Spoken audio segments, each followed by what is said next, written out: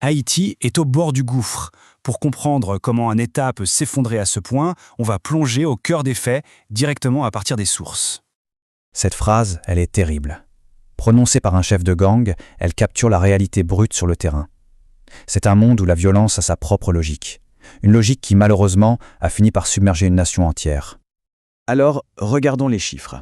Début 2024, le constat, il est sans appel. 90% de Port-au-Prince contrôlés par les gangs. Pour des millions d'habitants, ça ne veut pas juste dire que l'État est absent. Non, ça veut dire le début d'une crise humanitaire absolument dévastatrice.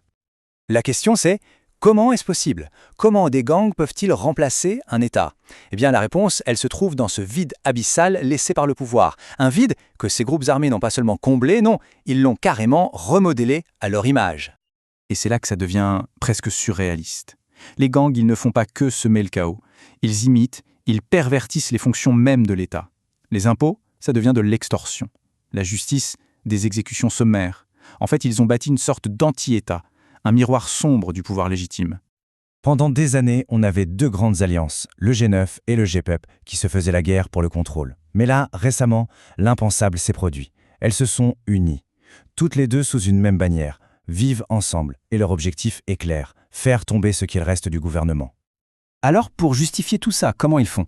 Eh bien les chefs de gang se présentent comme des révolutionnaires, oui, des révolutionnaires qui luttent contre un système corrompu. C'est un discours, bien sûr, qui tranche radicalement avec la terreur qu'ils infligent au quotidien. Mais attention, cette prise de pouvoir des gangs, elle n'est pas sortie de nulle part. Elle n'était possible que parce que le pouvoir politique lui-même s'était déjà évaporé. Ce vide, ça a été leur porte d'entrée. Regardez cette chronologie, c'est édifiant. En à peine 4 ans, toute la structure politique d'Haïti a volé en éclats. D'abord, un président qui gouverne par décret. Puis, ce même président est assassiné. Et enfin, le gouvernement qui reste est tout simplement contraint à la démission. À chaque étape, c'est un peu plus d'État qui disparaît et un peu plus de terrain gagné par les gangs. Et voilà le point essentiel à retenir. La violence des gangs, ce n'est pas seulement la cause de l'effondrement de l'État.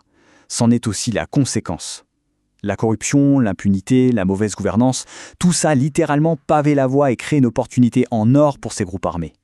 Mais même cette crise politique, ça ne raconte pas toute l'histoire. Pour vraiment comprendre, il faut creuser encore plus loin. Parce que les gangs d'aujourd'hui sont en fait les héritiers d'un très long passé de violence. On voit une sorte d'évolution, une évolution sinistre sur plusieurs décennies. Ça commence avec les tontons macoutes de la dictature Duvalier, ça passe par les milices qui servent d'hommes de main aux politiciens, pour arriver à quoi aujourd'hui? À de véritables fédérations criminelles lourdement armées et devenues complètement autonomes. Écoutez bien cet aveu. Il vient d'un haut responsable politique et il est accablant. Il met en lumière ce qui était un secret de polichinelle. L'élite politique haïtienne a, pendant des années, financé et utilisé les gangs comme des pions, pour son propre gain. En fait, ils ont créé un monstre que, aujourd'hui, plus personne ne peut contrôler. Bon, on a parlé des luttes de pouvoir, de l'histoire politique, mais derrière tout ça, il y a la vie des gens. Une vie en état de siège. Alors quel est le prix humain? Le vrai coût de cet effondrement? Le coût humain, il se compte d'abord en vies perdues. Les rapports des Nations Unies décrivent une violence qui a littéralement explosé. Rien que pour les premiers mois de 2024, le bilan est de plus de 5000 morts. Et pour ceux qui survivent, il y a souvent l'exil. Un exil à l'intérieur de leur propre pays. La violence a forcé des familles entières à tout abandonner. Aujourd'hui, on parle de 1,3 million de personnes déplacées, cherchant refuge dans des camps de fortune où chaque jour est un combat. Au cœur de cette terreur, une arme est utilisée de manière systématique pour briser les communautés. La violence sexuelle. Et la réalité derrière les chiffres est juste insoutenable. Une victime sur 5 est un enfant. Ce témoignage, recueilli par des journalistes, il est presque insoutenable à lire.